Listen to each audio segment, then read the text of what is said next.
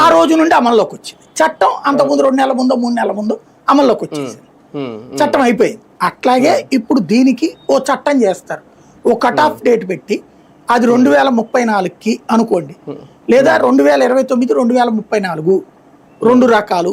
ఇక్కడ ఎన్నికలు నిర్వహించేటప్పుడు 2029కి ఆ టైంకి ముందుగా ఎన్నికలు జరిగాయి. లైక్ ఇప్పుడు తెలంగాణ ఉంది, 2028లో జరుగుతాయి.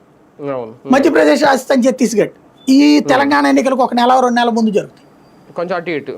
వాటన్నిటి కూడా ఈ 6 నెలల్లో 8 నెలల్లో ఎక్స్టెన్షన్ ఉండేటట్టు గవర్నమెంట్ ఉండేసి చివరి రోజు దాకా వాళ్ళు ఉంటారు.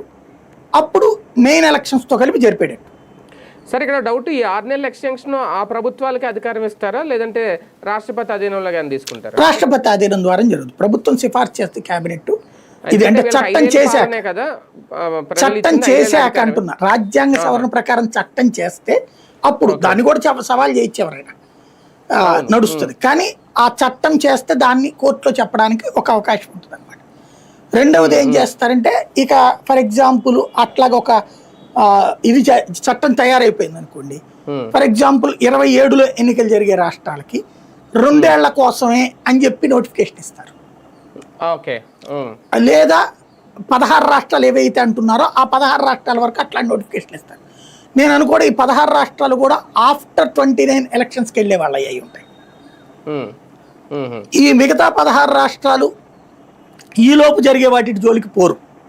అవి 5 ఏళ్ళలోది